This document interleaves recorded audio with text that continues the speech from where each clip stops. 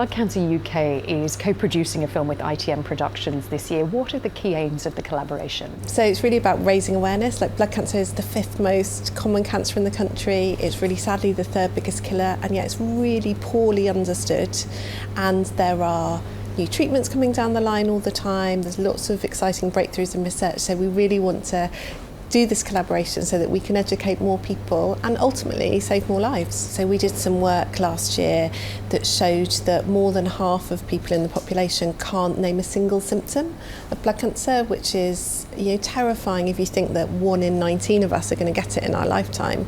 And that has a real impact on how fast people get diagnosed and therefore how many people die. And it is, it's the 3rd biggest cancer killer in the country. So we really have to do more to raise awareness so that we can help people protect themselves, really. I was just thinking I would struggle to name some symptoms. What are they? So there are a few common symptoms that it's worth looking out for. So unexplained bruising, night sweats, if you're getting repeat infections, just getting regular infections that you're not able to clear, lumps sometimes in the neck or in other places where there are glands, are all signs. Tiredness, excessive tiredness, not from normal running around day-to-day stuff. All of those things can point to a blood cancer. And so it's really important when people go and talk to their GPs that they mention those symptoms if they've got them.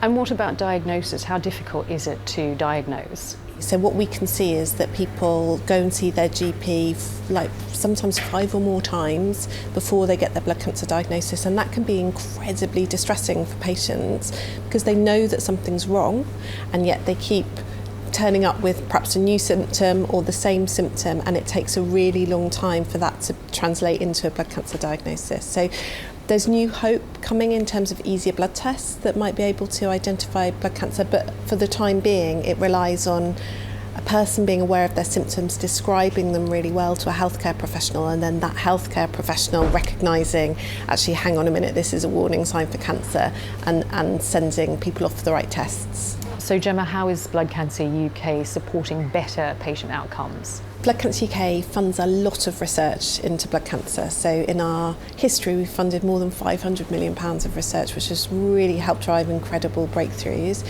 At the moment, we're excited by all sorts of research breakthroughs that are potentially coming down the track. 3 of the really significant scientific breakthroughs are the ability to detect very tiny amounts of residual leukemia cells after treatment has been finished, which allows us to predict whether patients might relapse in the future.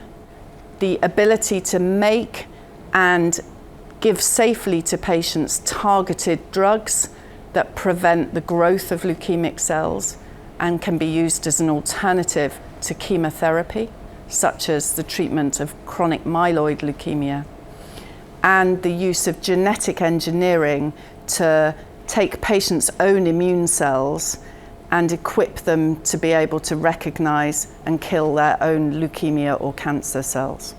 There's lots of stuff over the next decade or 2 that could mean, this is the generation that sees blood cancer beaten. That would be amazing.